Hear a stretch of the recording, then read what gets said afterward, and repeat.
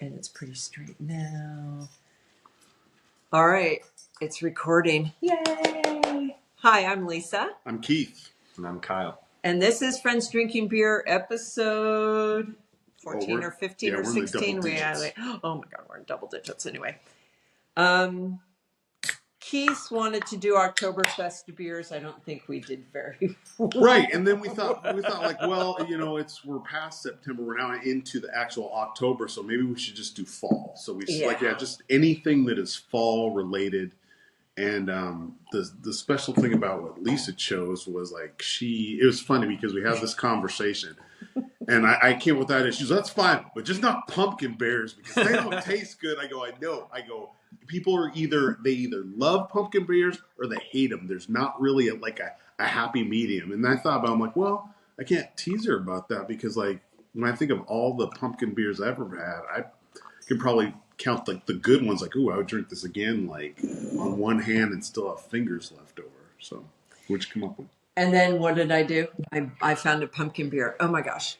So hold on, let me get rid of my calendar.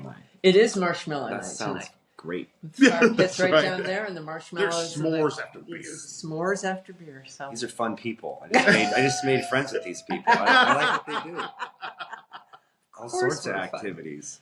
Okay, so the beer I chose is from Cloudburst Brewing up in Seattle. Never heard of them before. Mm-mm. And I did not find this beer. Our friend Andrea, shout out to Andrea, found it and she liked it because of the artwork on the can.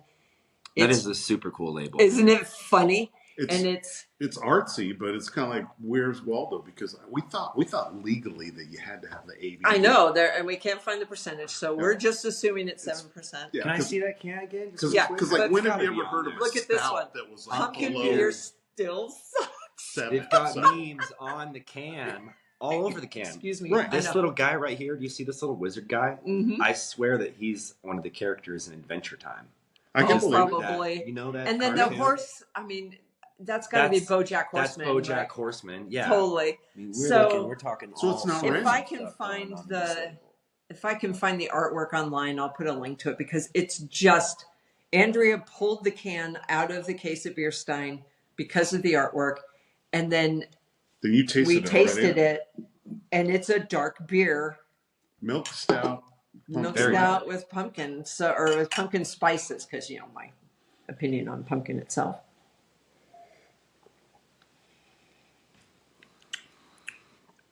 I got pumpkin on the nose. Do you smell it? Does. Yeah. See, so I smell pumpkin, but it's that lovely mellow. I taste the spices. Spices, yeah, it's great. So yes, this is a pumpkin beer that I've actually now had more than once. So if you didn't tell me what this was, I just drank it.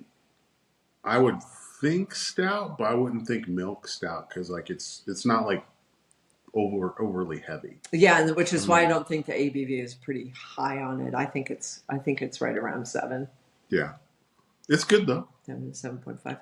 Yeah, creamy, definitely creamy. I know, but I like it. It's not too strong. Sometimes when you have a stout, it's so bitter. There's just too much going on. It's so heavy bodied. Yeah, people would get averse to it. I think this is pretty well balanced for a dark beer and for a nice fall. Yeah. Beer. Yeah, because on a lot of stouts, they'll beef up the IBUs, which most people don't look at the same way we do, like IPAs, because stouts are so full of flavor that you don't get the bitterness. So yeah, this one is definitely the spice. I wonder what do people. They don't say what spices with pumpkin and spices. So what would you guys? This is a mystery beer. Totally mystery beer, which we're down for. This is a milk stout with stuff and things. So just drink it. Can you tell me what the ABV is? Nutmeg. I was thinking nutmeg too. Nutmeg. Like that literally came to my mind as you said it. But yeah, I don't get very much in the way of cinnamon, which is fine. No, see that's what cinnamon's overly. Well, that's what I was looking for when it says spices. I'm like, okay, well, if it's pumpkin, what do people usually put with pumpkin pie? Cinnamon and nutmeg. Nutmeg and cinnamon. But I like nutmeg, allspice, and clove. That's what I put in my. I don't. See, if there were, I feel like you can't hide clove. You can't. Like No, if there were clove in here, here, we would smell it. Allspice, I wouldn't know unless that was the only spice. Right, and it's called allspice because it smells like nutmeg, like cinnamon, like it smells a little bit like everything. Yeah. So, yeah. Is coriander? Aren't some beers with like a little? Is that a thing? I feel like people do coriander more with orange. Yeah. Orange. Yeah. Orange. Like Blue Moon and what's another popular one? The Tangerine by Lost Coast. Oh, I wouldn't know if they put coriander. I don't know if they put it, but it's like most of the orange inspired beers. I think they do with coriander. Yeah, there's some people that don't like it. I'm sure people have experimented brewing with a lot of things. I mean, that's kind of what I wanted to talk about today was, the long history of brewing and maybe in a Western European context, because that's where we get a lot of these beers from. But I remember hearing that the brew containers, they'd be the same wooden container.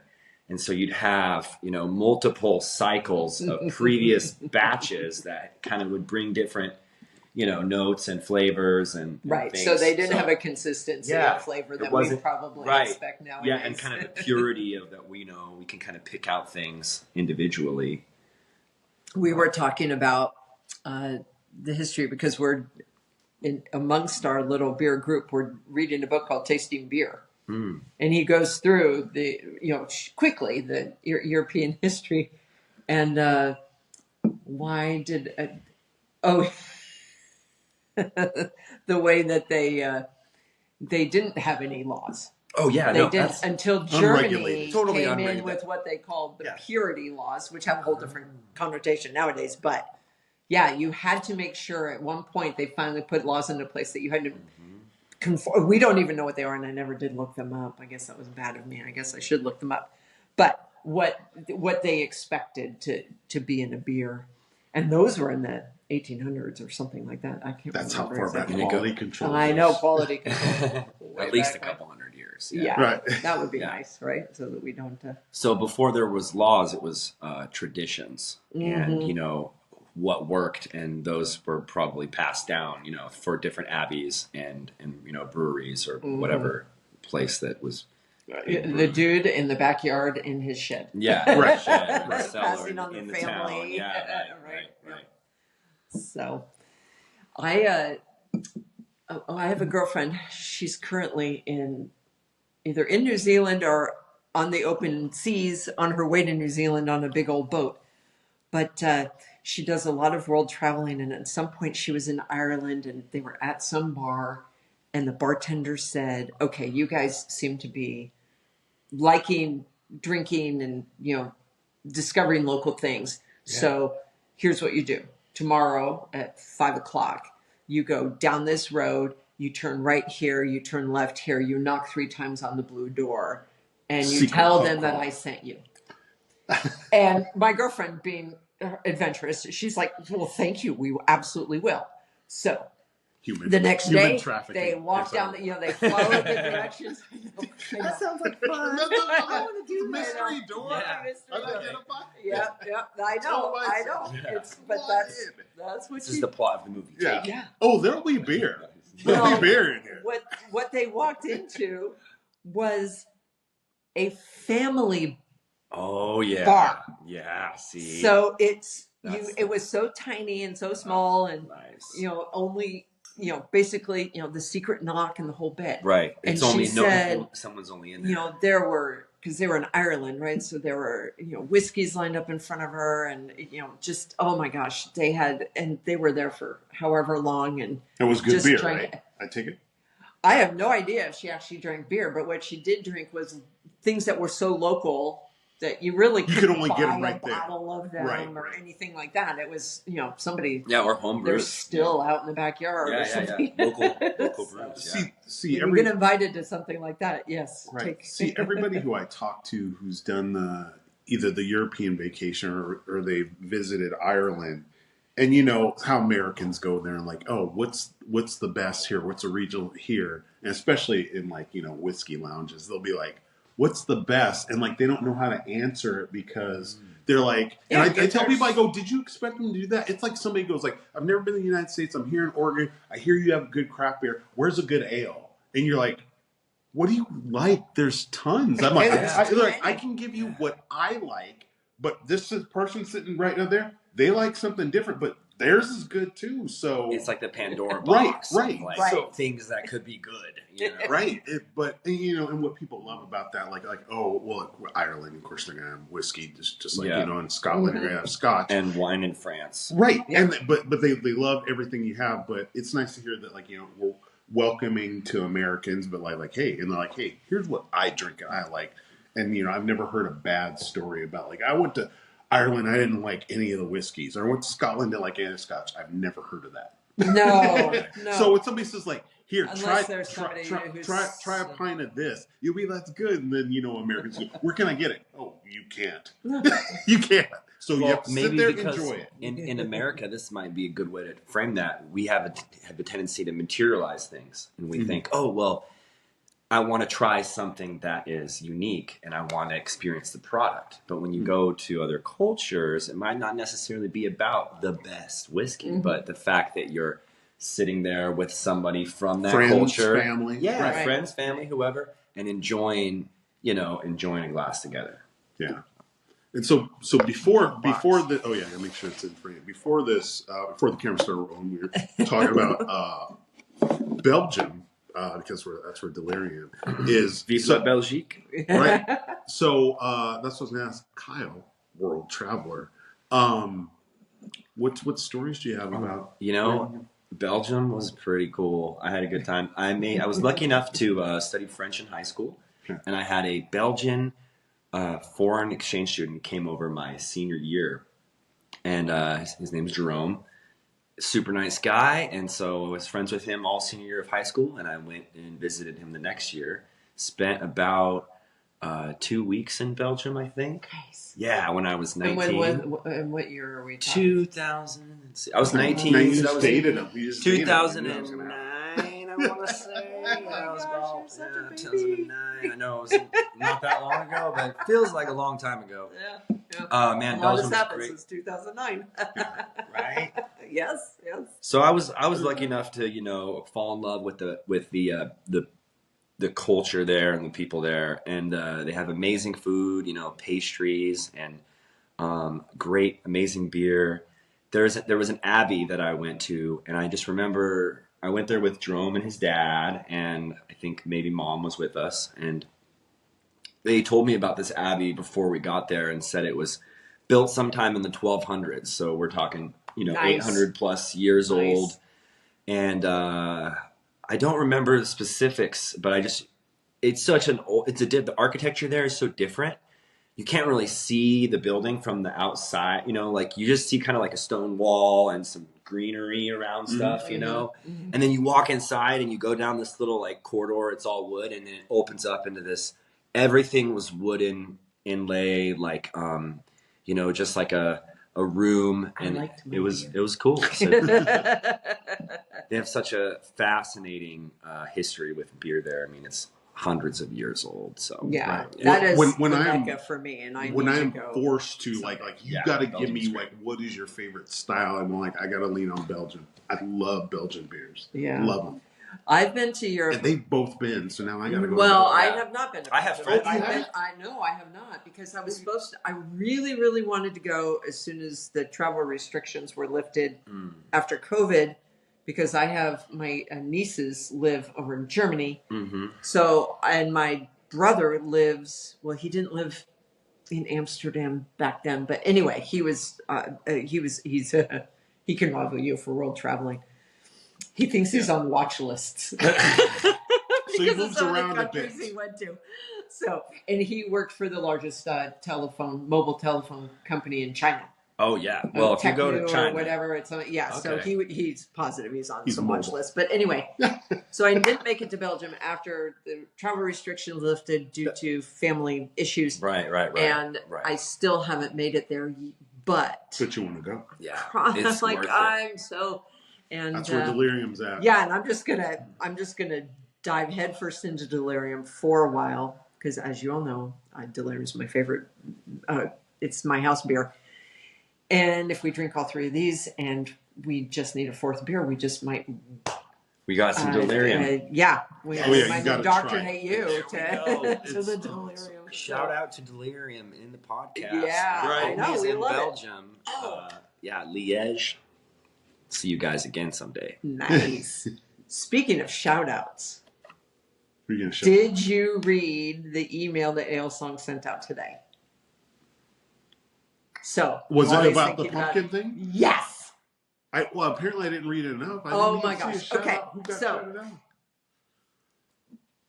Ale Song has my heart. Yeah, they are pretty cool. I don't know much about that, but I know they're pretty unique. Basically, every single beer over there is an Ale Song beer. Uh-huh. So I've been a member and a proponent of them for many, many years. Cool. We got an email today.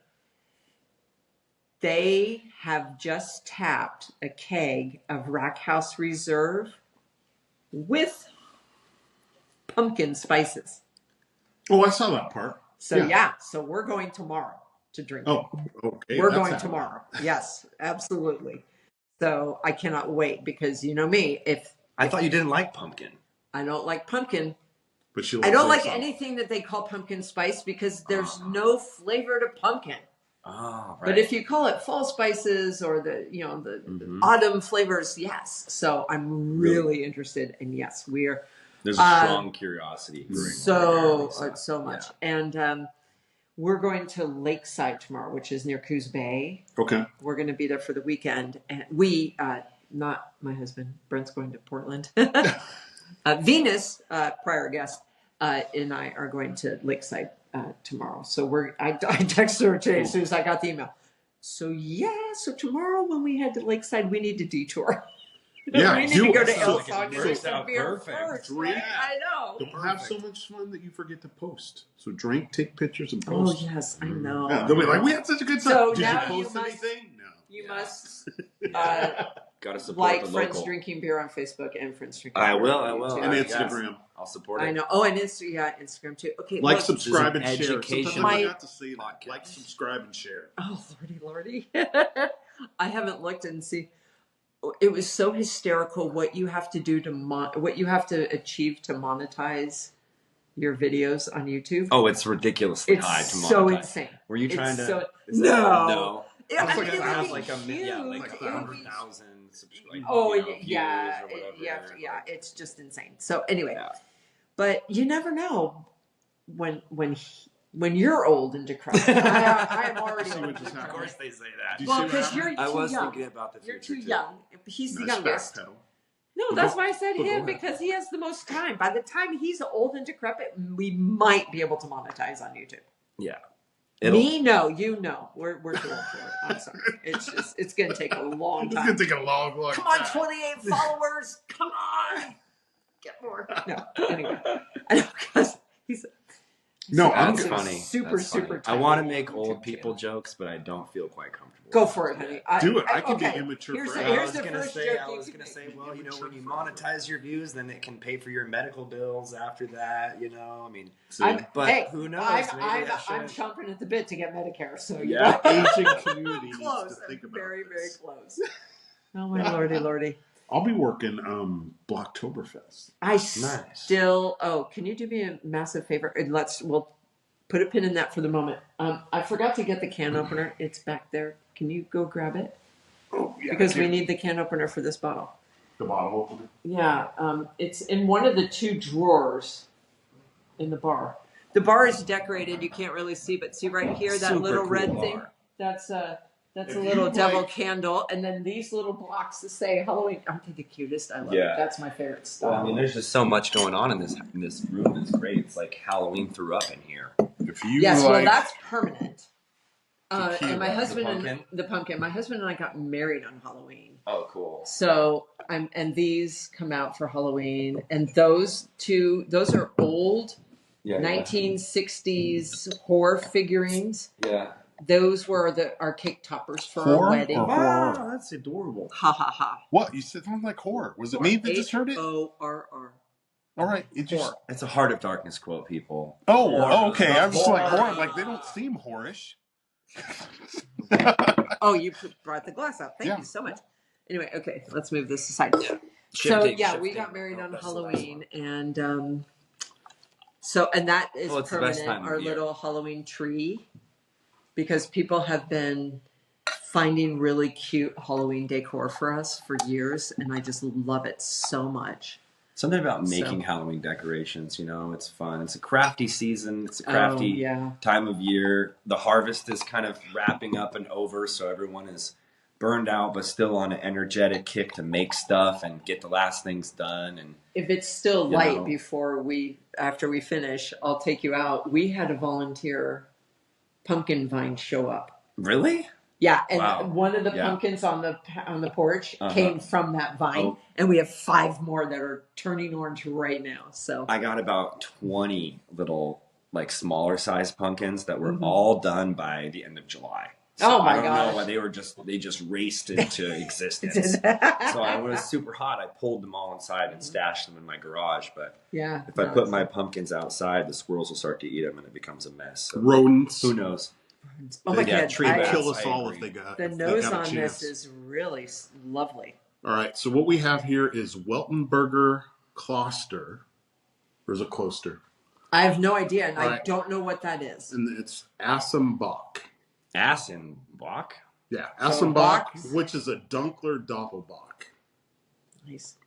That's easy for us. Whatever it is, it's got a really slightly sweet nose. It does. So we got ingredients: water, malted barley, hops, 7.3 ABV. Way more information than our other beer. Right. I don't know. I've always been a fan of Bocks and Doppelbocks. Yeah.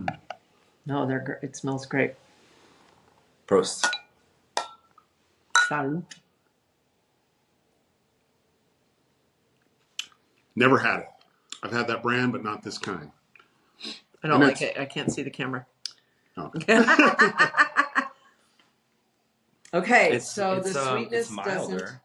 Yeah, it's very mild. It's not overly malty. Yeah. There's some people who where the malt gets too sweet for them. And this is meant to be just enough malt to balance it. Yeah, because I was concerned that it might be real syrupy, right, from the sweetness smell. Right. But no, it's not syrupy. It's pretty clean for. See, now I'm gonna have to look that up. As heavy as the nose is. Asam Bock. Was that a specific kind of Bock, or is this, it was Asam's idea? I would look it up on my phone, but we're using my phone to record, so that's right. Can't. It's good though. It's drinkable. Yeah. Yeah, I don't know what to say about this one. It's a different style of beer than I usually drink. I don't do a lot of Bocks. No, I have to say I don't either. Yeah, so this is almost like it's a new adventure. A Bavarian, brewed according to Bavarian purity law. There we go. There's damn purity law. Right. Seriously, if I remember, remind me next time we record. We should have the purity laws printed up because this is insane. What does that? I'm sure it's purity of water and this, but purity of mind. Next time, bring references. Yeah. So.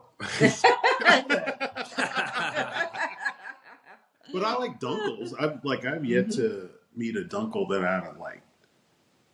Huh. Well, yeah, Dunkler Doppelbock. Yeah.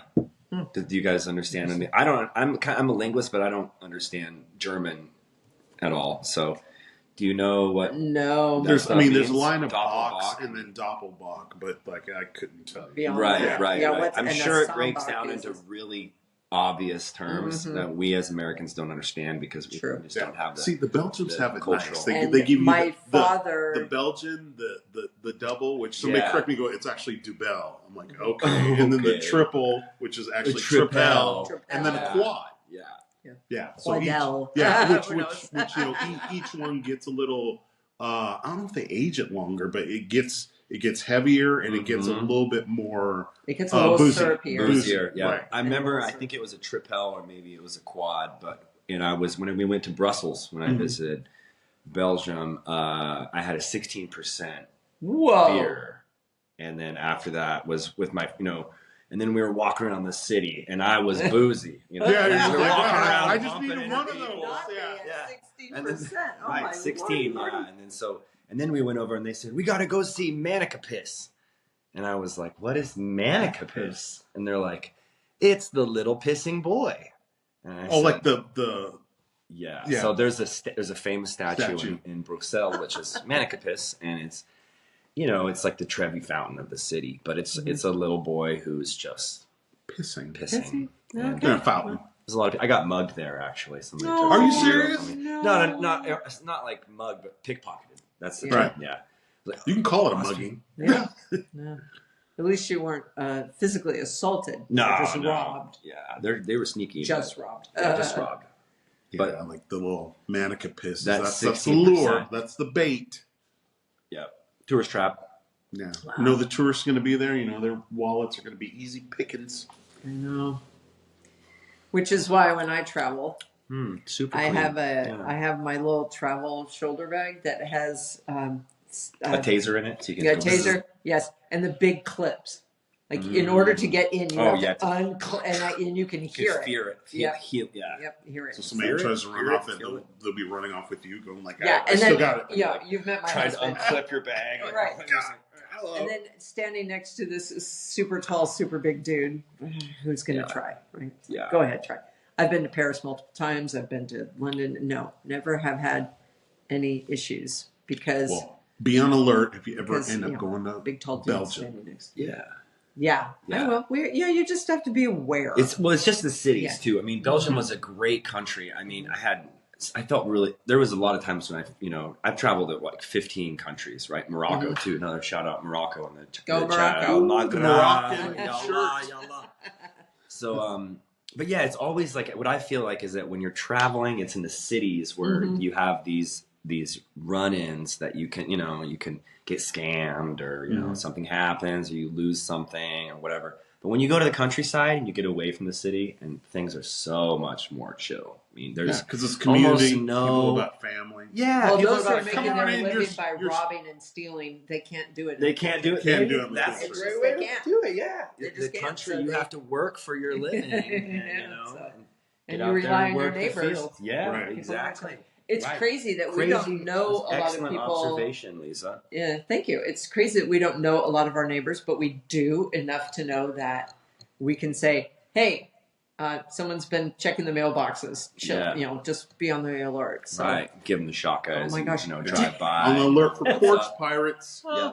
So we're at mile marker 23 on the highway, and those of people who've been watching for a long time know that we're out in the middle of nowhere in Oregon. So I was reading our little local paper today, and today is the 11th. On the October 2nd, a male, I know that because it was identified as a male. Watch out for males. I know, boys. Men. Stole a Kia. He stole a Kia. And they caught up to him at mile marker 13. So that's 10 miles farther west of us. So we wasn't a very fast Kia. Right. No, they clocked him going over 100 miles per hour really? out of Springfield. And down a hill. So anyway, I was just, oh my gosh, poor Kias. Yeah. So that's anyway, crazy. So he stole it off someone's property. He probably stole it in Springfield. Don't have your getaway vehicle be a Kia.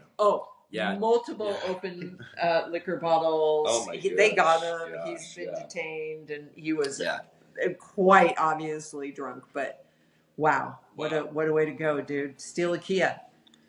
Yeah. Oh, can I tell you the coolest thing? So yesterday, I drove to Sisters. All right. Now Sisters is right over the Cascade Mountains, in Central Oregon, and there's two ways to go. So my little highway 126, you can stay on 126 and you go up over what's called the new overpass, even though it was built 20 years ago. The San Diego Pass. They still call it the new one because the old one, which is Highway 242. Which I've mistakenly gone. Oh my God. Oh, what? 242 is amazing. You don't ever mistakenly take 242. You always consciously take 242. 242 is the original pass, quote, highway over the Cascade. Switchback. But they had to build a new one because you can't take a semi-truck. big rig, a semi. Yeah, semi-truck. It's so twisty and turny. And now they close that highway. They generally close it in November and don't reopen it until May or June, depending on because they don't snow plow. Dangerous, snow levels. It's right? super steep. Oh my gosh! As you get up to the lava field, no guardrails. But they've repaved it. They repaved the east side of the so from the observatory, the D observatory is up there, and from the observatory into Sisters, they repaved the twisty parts, which basically the potholes were as big as this table. Right. So my poor little car. But they've also repaved part of the west side, and sadly, they had to close it due to forest fires. And they reopened it 3 weeks ago. So when I drove to Sisters yesterday, I left my house at 7:30 in the morning. Nice. And I always count. As soon as I turned on to 242, I start counting cars. I had 5 cars the entire time I was on 242. 4 of them were going the opposite way. 1 was parked on the side. I drove that entire highway with nobody in front of me, nobody behind me. No, because you don't want to go that way. Oh my gosh, it's amazing. It was so fun. Pop my car into sport mode. Yeah. Put it into corners. So fun. And yes, it is very twisty turny. If you have any car sickness or anything, it's terrible to drive. And they have 15-mile-per-hour hairpin turns, and you're right, and you no need to go guardrails. slow because you'll be a statistic. Yeah, you go off the trail and the trees will stop you, but you. That's right. One of the vehicles coming the opposite direction was a Porsche. Like, doing that on purpose. That is the car to drive on 242. Yes, drive that Porsche to within an inch of its life on that road. It's amazing. What were you doing in Sisters? I was hanging out with my girlfriend, Cece. Okay. I've never hung out in Sisters. Yeah. I've like driven through it, and I feel like I'm missing something. I know. Like I'll go golf in Sisters, like at Aspen Lakes, but I've never, because you're so close to Bend. Right. See what I mean? I'm like, no. Sisters have a really good high-end restaurant. That you have to make reservations at what nighttime. Restaurant is it? Don't ask me. Ask CC. I forget the name of it. God, this really good restaurant. I don't know. It's really small, and it's darling. It has a cute. I know. I can take you there. Oh, so it's adorable. And they have a 6-seat bar, and that's where I always go. Like if I have some money to spend, I'm going to go sit at that little bar. Okay. I'm going to have a good glass of something. Do you remember what you ate? The last time I ate there, I had a beautiful, beautiful fall salad with pomegranate and tangerine. And I had some kind of appetizer, which I can't remember, but it's really fun. You're trying to sell me on the salad. Yeah, the salad. The most wonderful salad. But they have a new smokehouse that I haven't been to yet. They have a new barbecue smokehouse, smokehouse. They have that's where Three Creeks is, by the way. 2 Three Creeks Brew. Antique stores that I love because I love poking around among junk. That's what Sisters is to me. It's a cool little, like, you walk through and there's poke around. Really fun. It's a poke around town. And I'm a quilter. Yeah, and that's what's famous for. Yes, the quilt fest. It's a one day. Yep, I get that. And that's sense. Yeah. So I drive to Sisters at least once a year because I always go to that quilt show. But now I visit CC every other month. So the mystery is that really nice restaurant. Yeah, so, I'll have to ask CC and tell you the name of the restaurant. It's really sweet and very darling, and not cheap. Well, you said high end, so I actually didn't. Bend is not cheap. That whole area it's beautiful country, so that checks out. Yeah, so much to do. I mean, there's so much going on over there. My father lived in Redmond. Oh, nice. At Crooked River. Yeah, Ranch. Crooked River Ranch. Yeah, so nice. Their HOA fees were $18 a year or something. It was crazy, but. Redmond is north of Bend a little bit, right? It's like the triangle. I spent time. So you got Sisters, Redmond, and Bend. So that's the thing that I found out from some Redmond. I'm like, I love Bend. I love Central Oregon, but I don't go in there in the winter because of snow. Right. And somebody was Redmond. They go, we don't get snow. I'm like, what? I go, you're right there. He goes, like, yeah. He goes, something. The way the mountains is, like, Bend gets a lot. Microclimate. Sisters get some, and we just give this little pocket of. Yeah, Dad had because I'm like, because it was on the golf course. So like, I go, you must put your golf clubs away. He goes, not in Redmond. No. I'm like, what? That's kind of weird, right? But it is still high desert, And one of the biggest attractions near Redmond is Smith Rock for all the climbers. Yes. So Smith Rock is a very big attraction. Another shout out, because a lot of people know about Smith Rock, but not a lot of people go to Lake Billy Chinook. And that's one of my favorite places. And that's just south, I think, but it's in that area. I got a friend with the boat that she says, "Oh, one of these times you gotta go to Lake Billy." Bro, it is Lake so Billy. cool. Lake Billy is dope. It is fire. I went there as a kid. I did houseboating there. Got a ton of stories. Jumped off the bridge.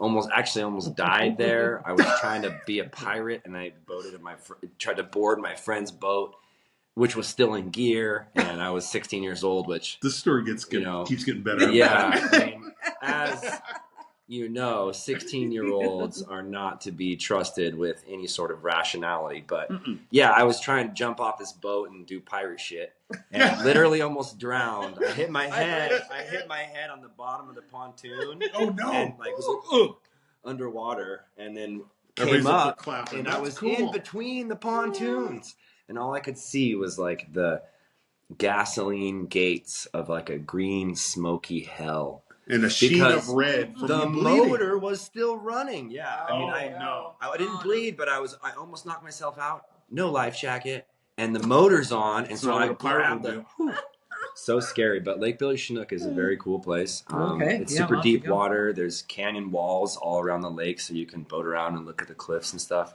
There's like mountain goats up there and like wild horses and stuff. That's cool. Yeah. All right, Tina, next year, Lake Billy. Okay, Tina. Let's do it. My boat person. Let's do it. There is a disc golf course on Crooked River Ranch that my husband has played. I figured there would be, because there's a really nice golf course in the middle of nowhere with Crooked River Ranch. I've never stayed there though, so like I knew they had Crooked River Ranch, but I know they had like cabins or basically in the canyon. Right. Yeah, we've stayed in those. They're not yurts, but they're round, like they're halfway between like a yurt and a yurt and a little cabin. Yeah, because they're really cool. Yeah, and it's like literally in the middle of nowhere. I have run at Christmas time, so probably Christmas Eve. I've run from that canyon up to the rim to my dad's house. When you got to the top, did you see snow? Oh, yeah, there was snow. And it was 20 degrees or 22 degrees out. And that was back in the day. But the reason snowy death. Hey, but the reason I say that is because I am running again. Nice. How's the hip taking it? The hip's taking it just fine.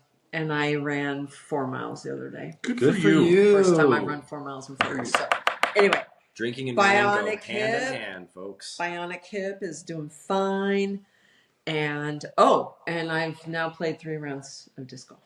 Look at you. I know. It's kind of crazy. So you're not just a random hang around when my husband goes to the disc golf trips. Like, I posted on Facebook today and said, so this is happening. There's a photograph of me on the tee pad, and then of Brent and Merlin's also. Because Merlin and I have a weekly lesson with Zoe and Dustin to play disc golf. Well, if you have Zoe coaching you, have an expert. I know. Zoe's expert. Zoe and Dustin are both experts, yes. And so is my husband. So anyway, so I posted that, and then Brent reposted it and said, the love of my life is playing the love of my life. Oh, look at that. Oh, does that give can we get an my loves are meeting. And then Jolene posted, oh my God, your mistresses have met. It just got kinky. Yeah, well, when the love of your life meets the love of your life. I know. I try to keep those things separate. That's right. Some word games. Yeah, they collided finally. And how many years has my husband playing disc golf? 15, 20? 15, yeah. And I finally said yes. So he's just. It's a good activity. It's fun. I mean, I kind of like disc golf, but. Well, we have. You got to be the right kind of person. 18-hole champions. 18? Yeah. We've got a really nice. I'm more of an archery golf person. It's a lot more like direct. You just shoot stuff. I'm like, are we mixing sports again? No, archery golf. Yeah, I mean, I've played it before. In Southern Oregon with my friends. If you're, you'll know what I'm talking about. for the archers out there. But the thing about when you're throwing a disc is that it can go left or right. Arrows don't do that, so you get one chance and you line it up and it goes. Okay, when but you disc, it's all sorts of things. It's goggling because they're trying to move it it's left hooking, and right. It's true. It's true. But we were watching archery at the Olympics this year, and they always show from behind, but this time they had a camera on the side, and you have no idea how high the arrow arcs and comes down. It doesn't go straight. Yeah, so you have to be good. It's crazy. You have to be good. No idea that it's not. They're talented. Right. Yeah, it's not like a it's not like a goes. No, I thought it just went straight line. Yeah, you're because they always show that air resistance and velocity. Right. Yeah, they're like counting like the wind and like the was it like how high they are, the elevation. Your collar's a mess, honey. Oh, how high they are. I'm a mess. The elevation changes it, kind of like regular golf. Yeah. Oh, and football, everything. Yeah, elevation changes. Huh. Because of the air pressure. Yeah, and how thin it is. Feel like an archery golf. I'm like, you can play golf and then shoot something. Get me onto something. Well, the Winter Olympics. People to my activities. One of my favorite things in the Olympics is when they're skiing and then they have to shoot. Oh yeah, I love that. I love that so much. I love it so much. I'm like, makes you like who invented that? Right. Well, we were planning on skiing. Somebody saw in something Norway. to shoot. White people. Right. In Norway. Totally white people in cold weather. In cold weather. Yeah. Crokinole.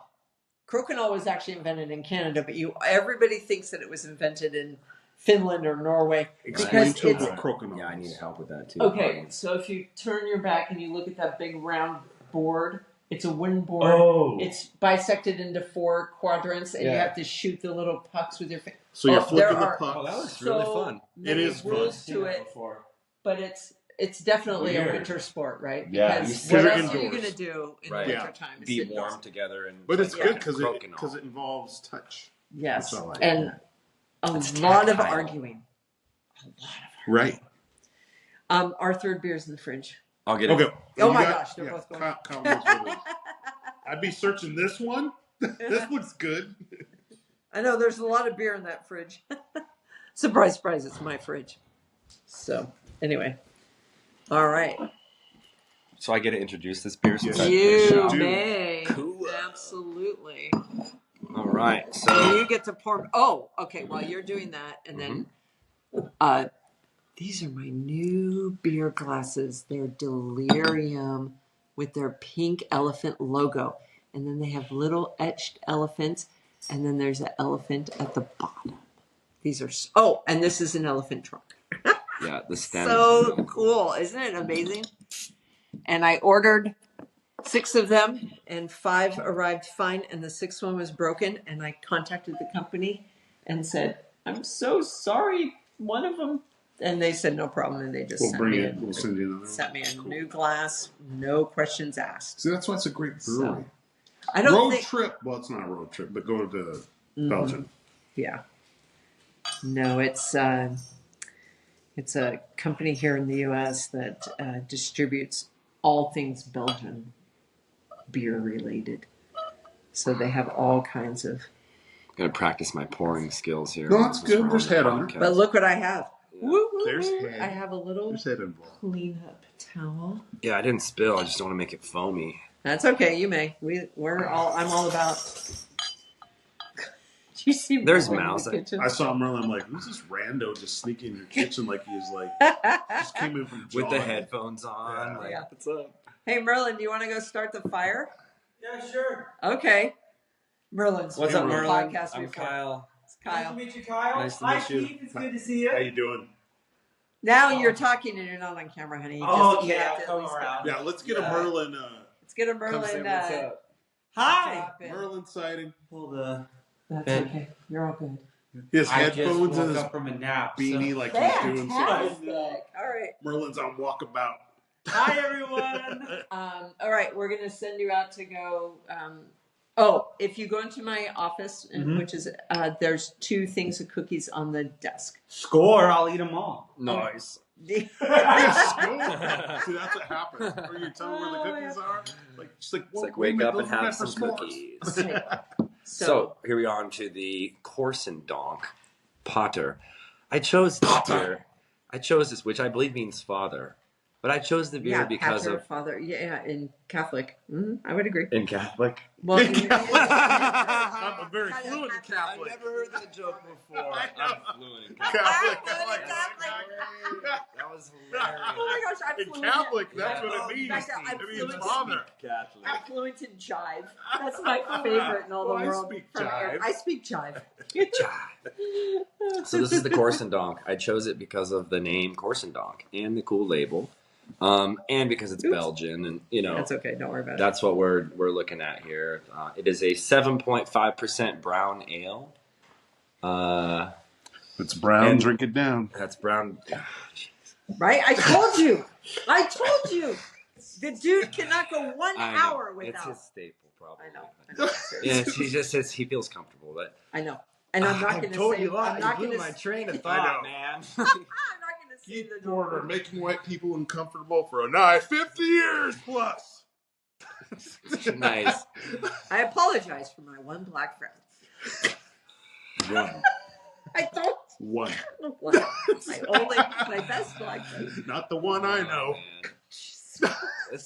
I feel like we're already playing that game where we just sit around close to each other and Say things get really inappropriate things. awkward and See what we can do to make each other. So black. I was gonna say something about this beer, but I just chose it because it's Belgian and I wanted to connect to the history, because I know that this abbey was started in like 1297. Oh, nice. So it's like going way back down the line, and yeah. What do you guys think? Did you give the ABV and like what's Yes, I you did. did. You were. I wasn't paying attention. You There's were not much focused on other being a than black dude. it says some stuff here on the label. Marie de Corsendonk. It says Bier Biels d'Abbé, so it's a Belgian beer. The the Abbey. From the Abbey. I love the picture. It's I know, beautiful. that's a Yo cool- pata. It's a really cool just label. Like it's very European style with almost like a a Catholic doorway. Enhanced You'll Catholic- stained Catholic glass. Christian. Cheers. Santé. In our delirium. Prost. I love these glasses so much. These are cool.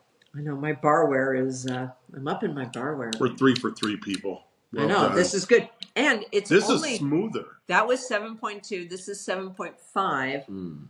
So it's not. This is It's not just Kyle's pour. This it looks like a nitro and it drinks like a nitro. It's Yeah. like creamy. Yeah, it's creamy even in the bottle.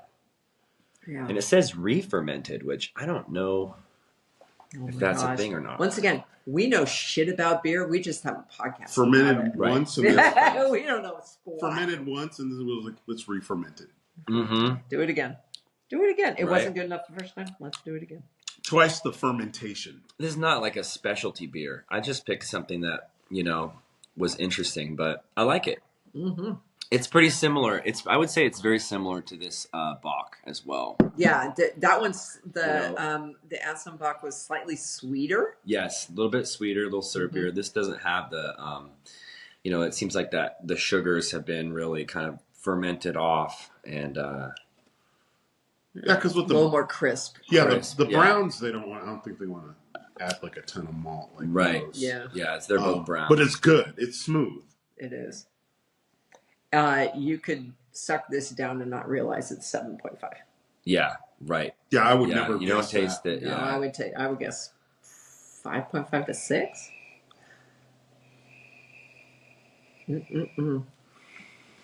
That little pink elephant. My gosh. Corsendonk. So cute. Anyway, what else do we have to talk about? Good question. And- How's your life?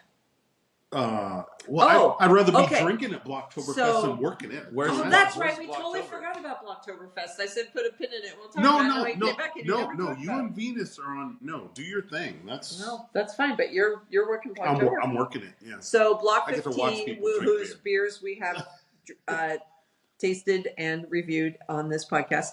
And it's a local brewery that we love. Mm-hmm. Corvallis. In Corvallis. And oh my gosh, that framboise. If you can pick up more of that framboise for less than $30 a bottle, That's I'll the fruity pay. stuff, framboise. Oh yeah. Oh, yeah. Oh my gosh. I They fell in did love their with that, black too. raspberry ones. And, Yeah. oh, they're great. I Have you? It's a dessert. It's And a so drink. But good. have you tried doing like So good. I suppose they can't call it a black and tan, but you do it half and half with a framboise and like a stout. It'll blow your mind. I think they tried that in Belgium too. I think we were mixing framboise all the time, bro. I mean, it was like, they had them in the fridge. I was 19, and we were with my friends. We were drinking them like, at noon, Like I remember one time. It goes down easy. Yeah, I made a mistake at one point in time. I was just such in a good mood, and we had just picked up some beers from the store, and we were driving back. And with all my friends in the car, this tiny little European car, and we were almost back to the house, and I was just thirsty. It was sunny. It was summertime. So I just pulled one of the beers out and cracked it open. Immediately, everyone started yelling at me in the car, not thinking that I was putting the driver in serious danger at that point in time. But there was, like in the United States, like that's just open container. Here, they'll shoot you. Yeah. No, I didn't have the open container law thing figured out. This is scaring me. But, this is a good time for a beer. Yeah. They look at you like, who brought this guy? Yeah. Too funny. I couldn't help anyway. it. Yeah. You're thirsty. Blocktoberfest is Block 15's Oktoberfest. So like two days, So and they do the brats, the soft pretzels, and all that. And fun. We really should. What time does it start from? When is it? So tonight it's just 6 hours from 5 to 11. Tomorrow it's like at 11. No, it's noon until 11 p.m. Wow. Yeah, so 11 hours. Yeah. And it's kind of cool because they tell you, like, here's what we're going to be pouring. Here's what we're going to be serving. And the food, as you can imagine, the food is off the chain. With all the Bavarian stuff. And their chefs are amazing. Yeah, and good beer. And they'll have they have like a hall. So the hall is kind of separate from where you get the beer. So if you want to go in there, hear the little polka bands and stuff like that. And then outside where they do the beer and in the food, they're like, oh, and because it's football season, they're like, this game's gonna be on that big screen, and this game's gonna be on that big screen. So I'm like, all right, you guys know how to put on a fest where nobody wants to leave. like, we have everything that you need here. Except for a cot and a pillow. Yeah, the beer and the food. Like, I'm gonna go watch the game. Oh, it's there. You want the Red River rivalry? It's over there. Well, that's smart. That's how you got to host an event. We got the Buckeyes are in town, and I was at the beer stein earlier and picking up this Corsendonk, and there was Buckeyes pouring in, and they were drinking like Midwesterners do. Right. That's right. Just, and they did pitchers. And then they did that, and so Corval, for those of you that don't know, so the Oregon State Beavers are the rivals of the Oregon Ducks, but even there, they're like, and at this time, like I think it's like 4 o'clock kickoff or 4:30. Yep, 4:30. It's like Ducks versus Buckeyes. So yes, so everybody's just like, all right, we don't need to leave. You got the beer, and you got the food, and you got the game. Yeah, busy weekend, drink, and then cheer, our other eat, repeat, local brewery that we absolutely love, Falling Sky, they are now doing tailgate parties. I just bought it. How does that happen like that? I don't know. I just put my fingers because it's only $55. But guess what? I wish I liked college You're busy. Ball. I told you. I'll go. Did you see the menu though? I know the menu. So it's like $55, and they say like all you can eat. Ooh. So literally they got like trays of wings. You get 3 drinks, so 3 beers. All you can eat food. So everything tailgate. So whatever you tailgate, like ribs, ribs. Wings, wings. Mac and cheese, mac and cheese. So all you can eat. So think about that. Even if you're doing little tiny bites like that, 3 drinks, you're like, okay, and then you got to pay for the rest. And then in small print, they're like, cheers to the land, which is I don't think it's a lager. No. It's a cheers to the land. I think it's a brown or a red. Yeah, it's like a brown or a red. They'll go, we'll be walking around pouring.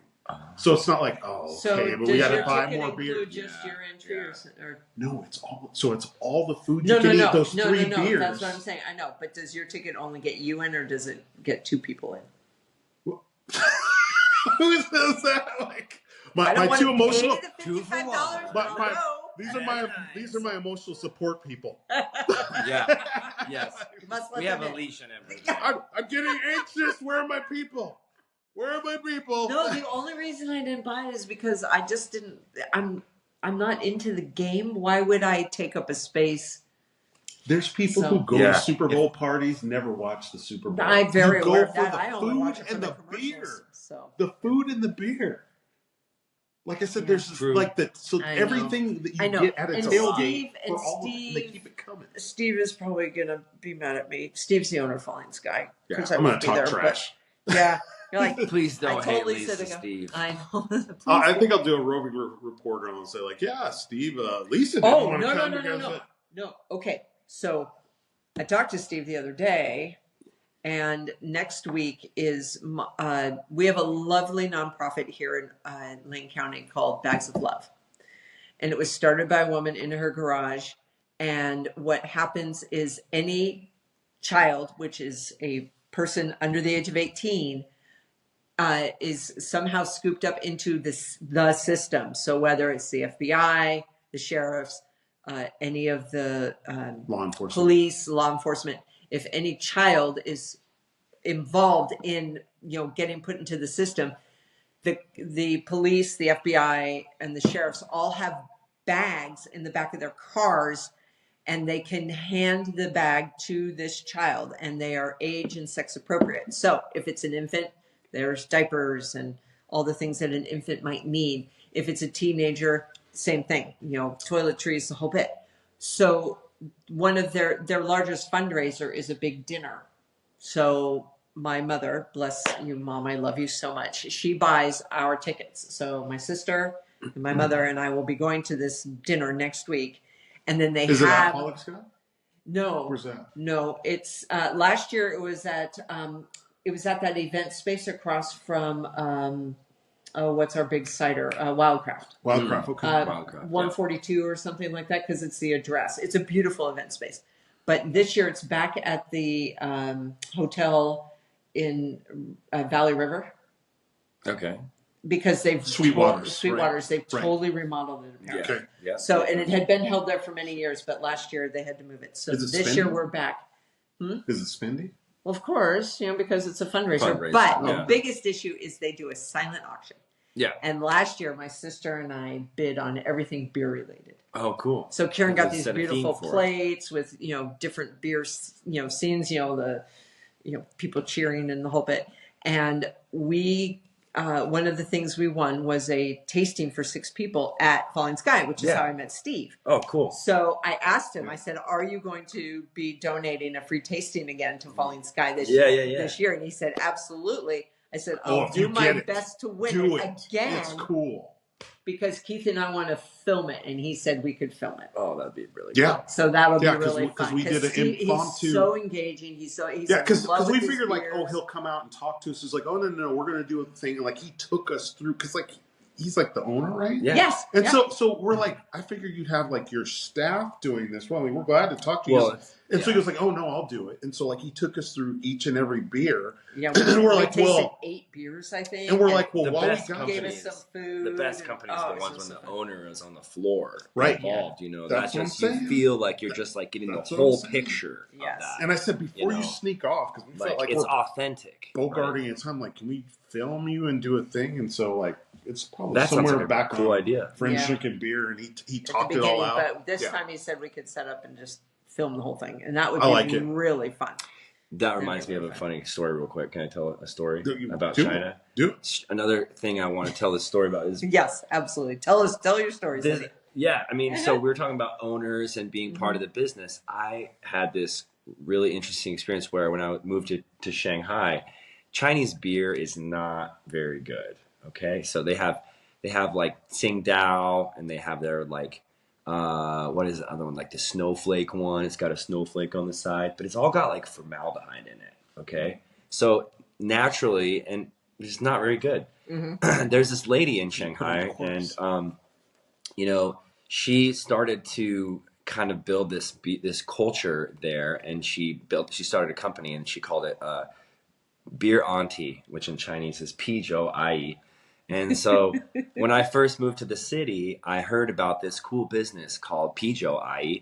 And so I went to it, and it was like being back home, being in the West. They had coolers of imported beer from all over the world. Oh, wow. And it became so popular. It was a booming business. And after, a few years of going to this bar with my friends and, being able to kind of just drink beer that didn't have, formaldehyde in it. So decent beer. Yeah, a decent beer. Purity laws. This is why we need the purity laws. Right. Find a decent beer in China, which is a hard place, And so, anyways, after kind of hearing the story of that, after some months, the lady came in and I saw her working the floor and walking around and stuff, and I got totally starstruck. And I was like, "Oh my God, that's it's Auntie. the beer That's lady!" her. Yeah. And so I went up to her and I asked her if I could take a photo with her. And she was super nice, and the same kind of thing as Keith was like, of course, like I'll do it. Came in and took a selfie with the beer lady. Nice. Yeah, so shout out to the beer lady. And that was in Shanghai. Yeah, in Shanghai. Okay. Do you have beer out there in Shanghai? Go do it. Yeah, good beer culture all over the world. That's coming true. from Oregon. That's true. Sweet. Yeah. All right. We'll go all over. Guess what we just did? What? Or we hit our hour mark? We hit our hour mark. Sweet. All right. Like, subscribe, follow. Yeah, whatever. I forget it. We're usually. See, I make a mistake. I come here. I come here after work and there's no dinner. I'm like, let's drink this beer. At the end of it, we're laughing, giggling. I'm making inappropriate comments, and they're like, "Oh, we should have said like, subscribe, and share." Oh well, we're friends drinking beer. That was a lot of fun. Thank you guys for having me on your podcast. Oh, thanks for coming. Yeah, come back anytime. Yes. So I'm Lisa. I'm Keith. Kyle. And Kyle's our Friends best guest. drinking beer. Not best ever, but one of the best. Your sister's gonna hear that. I know, seriously. No, so much good shit from our Yeah, past it's guests. like what about chopped liver? Yes, apparently. Okay. Anyway, friends drinking beer. See you next time. Thank you. Bye. Okay, we're done. Whew. Did I tell you it's like the fastest hour It ever? was.